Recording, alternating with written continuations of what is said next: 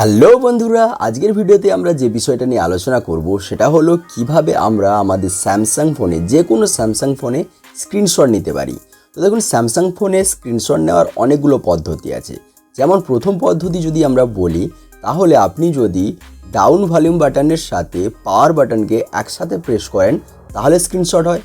আবার আপনি যদি তিনটি আঙুলকে ওপর থেকে নিচের দিকে নামান তাহলেও স্ক্রিনশট হয়। স্ক্রিনের ওপরে তিনটে আঙুলকে একসাথে যদি ওপর দিক থেকে নিচের দিকে নামান তাহলেও স্ক্রিনশট হয়। কিন্তু এইভাবে যদি না হয় তাহলে আপনি কিভাবে স্ক্রিনশট নেবেন? তো দেখুন, তার জন্য আরেকটা পদ্ধতি আছে যেটা হয়তো সচরাচর প্রত্যেকে জানেন না। তার জন্য সেটিংস অপশানে চলে যান এবং সেটিংস অপশান থেকে এখান থেকে নিচের দিকে সোয়াইপ করে চলে আসুন এবং এখান থেকে অ্যাক্সেসিবিলিটি বলে একটা অপশান আছে, এই অপশানটাতে আপনাকে যেতে হবে।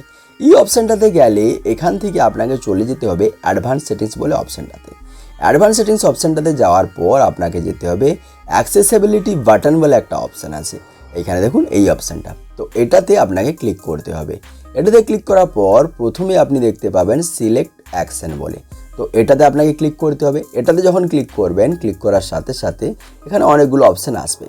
এখান থেকে নিচের দিকে আপনাকে চলে যেতে হবে অ্যাসিস্ট্যান্ট মেনু বলে একটা অপশান দেখতে পাচ্ছেন, ওই অপশানটাতে, এইটাতে এখানে আপনাকে ক্লিক করতে হবে।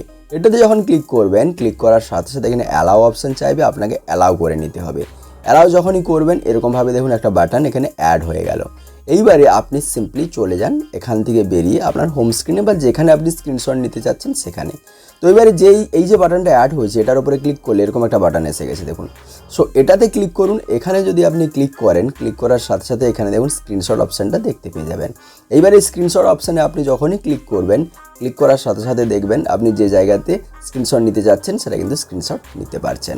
তাহলে এইভাবে খুব সহজে কিন্তু আপনি স্যামসাং ফোনে স্ক্রিনশট নিতে পারেন। বন্ধুরা, ভিডিওটি ভালো লাগলে লাইক করবেন আর চ্যানেলটিকে অবশ্যই সাবস্ক্রাইব করে নেবেন।